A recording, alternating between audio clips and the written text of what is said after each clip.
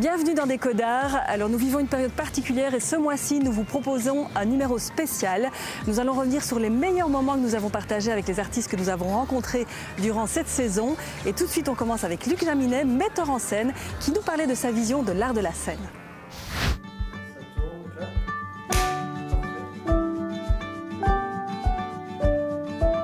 Mon travail est essentiellement axé sur la création du personnage. C'est vraiment quelque chose auquel je crois très fort. Bon, bien sûr, parfois on peut partir de textes ou de situations, mais la construction du personnage physiquement, psychologiquement, est pour moi essentielle.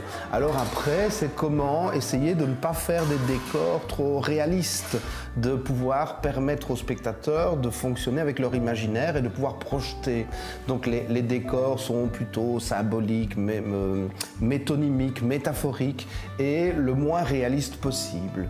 Le rapport avec les comédiens, c'est vraiment d'essayer de les contraindre très fort au début et puis de leur donner de la liberté. Mes choix de mise en scène sont souvent autour de la forme. Est-ce que le propos, est-ce que ce qui va se raconter va permettre une forme souvent atypique et de plonger les spectateurs dans des univers particuliers?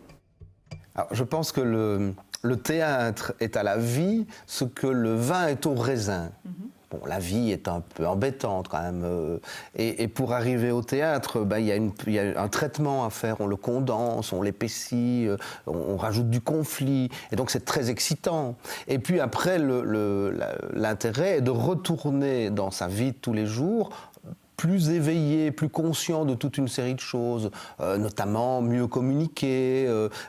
Sur un plateau de théâtre, on vous dira, en fait, les actions prennent du poids, du coup, dans la vie, moins. Donc, ça veut dire que c'est aussi un outil de développement personnel. Tout à fait, oui. Ce que j'essaie d'appliquer dans ma vie à moi et que j'essaie d'offrir aux gens avec qui je travaille. Ouais. Clap. André Thémans, merci de nous recevoir chez vous, dans cet univers créatif et récréatif que peut être la bande dessinée. On vous a présenté en tant que dessinateur, on a envie de rencontrer l'homme qui se cache derrière. Et pour ce faire, je vous ai demandé de nous ramener un objet pour vous présenter. Quel est cet objet? Alors, je vous ai amené la pipe de mon grand-père. Nous sommes ici dans la maison familiale, la maison de mon grand-père, avec laquelle j'ai vécu pendant quelques années. C'est ici que j'ai fait mes premières planches, mes premières pages. Et au décès de mon grand-père, c'est la première chose que j'ai récupérée sur son bureau. C'était cette pipe, parce que l'odeur du tabac froid, me rappelait son image. Ici, à chaque fois que je hume la pipe, je le vois se balader, revivre dans ses murs. Un objet qui se retrouve aussi dans l'une de vos bandes dessinées. Juste après son décès, j'ai planché sur un album qui s'appelle Contrat 48A, c'est le tome 2 de Caroline Baldwin. Et l'histoire commence par le décès du grand-père de Caroline aussi. Et comme moi, la première chose qu'elle fait, c'est récupérer la pipe de son grand-père, une pipe qu'on retrouvera dans plusieurs autres épisodes de la série par la suite. Donc cet objet fait un petit peu le lien entre le côté familial, si on veut, et puis le côté fiction de mon héroïne.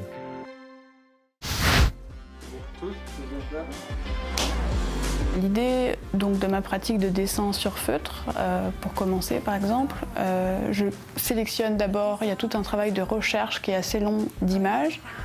Donc dans la presse, sur le web, parfois dans la presse papier, je sélectionne des images où l'acte photographique a été trop loin dans l'intimité de la personne qui est photographiée. À partir de ces photographies, donc qui sont nettes, je choisis une partie dans l'image et donc à partir de cette photo, je redessine après au crayon de couleur, donc sur du feutre textile, ce recadrage. Donc l'idée est vraiment de passer d'une image nette à un dessin flou, d'aller d'un temps évidemment instantané de la photographie à un temps beaucoup plus long de dessin, parce que les dessins me prennent quand même beaucoup de temps et c'est quelque chose d'assez méditatif presque. Dans cette idée de travailler le flou en tant que mise à distance et en tant aussi que moyen pour s'approcher de ces événements-là sans être peut-être happé par une cruauté qui peut parfois se voir dans la presse ou dans ces images qui existent déjà en fait.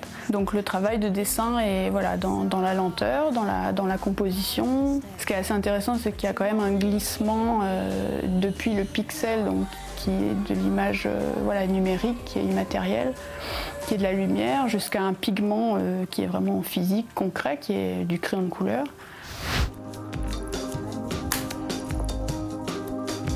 Pour moi, c'est fondamental, même si on fait le moindre petit projet architectural, c'est de traverser les échelles du projet urbanistique et paysager. C'est d'ailleurs pour cette raison que j'ai refait quelques années après mes études à Saint-Luc une licence en urbanisme et aménagement du territoire. Ce que je dis appeler la traversée des échelles m'amène au projet urbain et amène la réflexion sur le fait que l'environnement est construit et non construit, que c'est avec le plein qu'on construit le vide. Et ça me paraît vraiment fondamental pour réaliser des projets urbains. J'aime bien l'ensemble du projet du Val-Benoît parce qu'il contient toutes les échelles et les traversées d'échelles dont on parlait tout à l'heure, du projet urbanistique, paysager, au projet architectural, la transformation de l'architecture moderniste de Liège. Il y a d'autres projets que vous aimez et qui ont été récompensés aussi, pas mal de projets récompensés. Hein. Oui, à Liège, le parc Saint-Léonard, qui est le Grand Prix européen de l'urbanisme. C'est un espace public que j'aime beaucoup aussi. Il y a d'autres projets, comme le projet Interlac à Dizon, qui est emblématique de la reconversion des petites villes moyennes de Wallonie. Alors vous avez également été récompensée, chevalier du mérite wallon, également académicienne et puis citoyenne d'honneur de la ville de Verviers. Citoyenne d'honneur de la ville de Verviers, on est heureux parce que ce sont des villes, je parlais de Dizon, je parle de Verviers, qui ont besoin qu'on leur donne beaucoup parce qu'elles font avec difficulté le passage de la ville industrielle à la ville post-industrielle.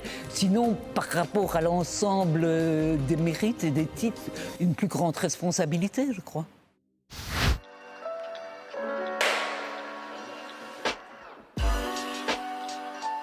Le processus créatif démarre d'une envie en général.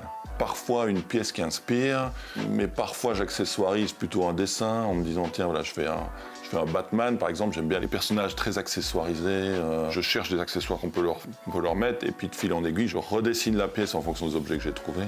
Je vais dans des brocantes, chez les antiquaires, j'ai des amis qui m'apportent des pièces, enfin il y a un réseau qui s'est mis en place depuis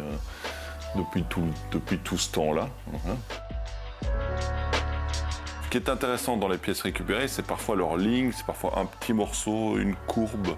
C'est très peu de choses. Mais j'ai pas envie qu'à un moment donné, on voit la pièce et qu'on se dise tiens, il a fait une bagnole avec un grippin. J'ai juste envie qu'on voit une bagnole et que les pièces récupérées accessoirisent la pièce pour la rendre plausible. Pour pouvoir garder une âme dans ce qu'on fabrique, je pense que ce qui est important, c'est de continuer à s'amuser en le fabriquant. Donc il y a vraiment une recherche continuelle du plaisir, de nouvelles choses, à s'amuser avec d'autres techniques. Il y a plein de choses qui ont été apportées. Toutes ces choses-là ont fait qu'on gardait une forme de plaisir en travaillant. En même temps, moi, je fabrique ce que j'aimerais bien de voir. Voilà, ce que j'aimerais bien de retrouver dans un musée, qu'on puisse débarquer sans avoir été éduqué à l'art, venir visiter une exposition. Et si ça peut faire réfléchir un peu plus loin, certains, tant mieux. Ce que je peux en dire, c'est que j'ai l'impression que je fabrique les jouets que j'aurais voulu avoir enfant.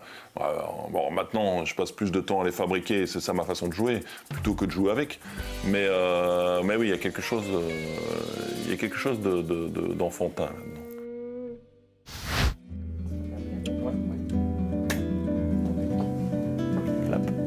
Composer pour un film, c'est très particulier parce qu'il faut savoir se mettre au service du film, au service du scénario, au service du réalisateur. Moi, j'aime bien avoir les images, j'aime m'inspirer des images, de l'énergie qu'elles dégagent, de la rythmique aussi, du monteur et tout ça. Mais ça arrive parfois que je cherche des idées en amont, donc sur scénario. Je cherche des idées d'orchestration, quel instrument je vais utiliser, quel type de musique on va faire, tout ça. Mais voilà, tout ça peut énormément changer au montage en fait, parce qu'un film peut devenir complètement autre chose. Je pense pour moi une bonne musique de film, c'est vraiment une musique qui se met au service du film. C'est-à-dire qui suit les émotions mais sans les exagérer.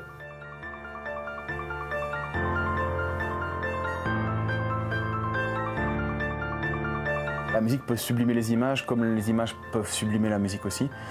Mais il faut que ce soit fait avec subtilité et que ce soit pas genre voilà une scène triste, on va te mettre une musique triste, une scène.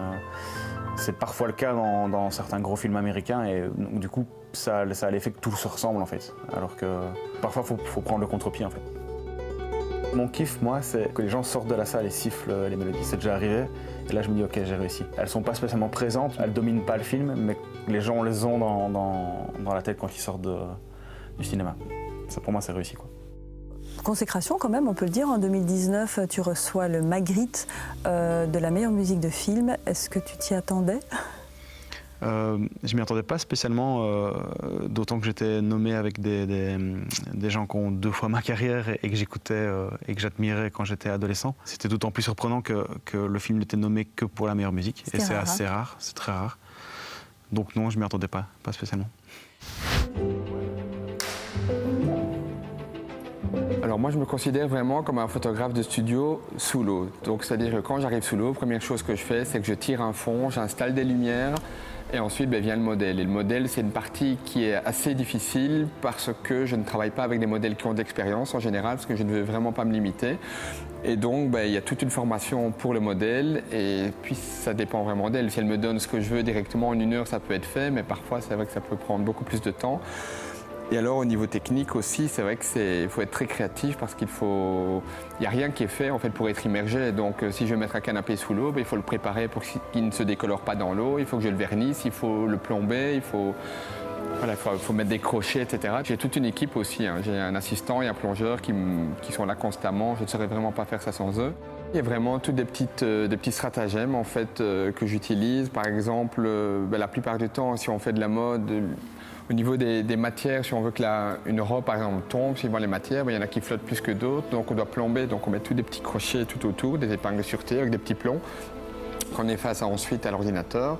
Mais parfois ça peut être les contraires, parce que j'aime bien flouter en fait les frontières, donc parfois je me sers de la surface comme un mur, parfois c'est comme un sol.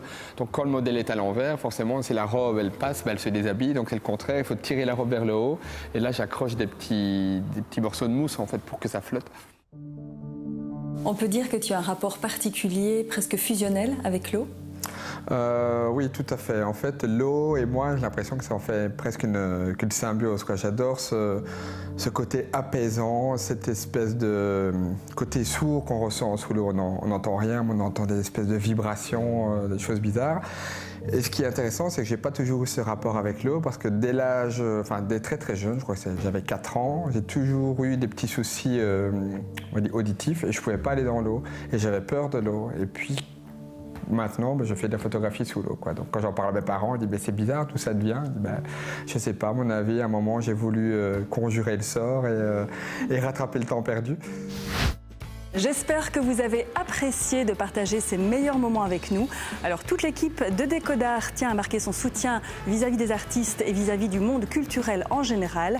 Alors c'est vrai que nous vivons des conditions particulières, mais c'est toujours possible de s'intéresser à la culture, notamment par exemple ici avec le musée Félicien Rops qui vous propose une visite virtuelle du musée, comme bien d'autres musées d'ailleurs en Wallonie et à Bruxelles.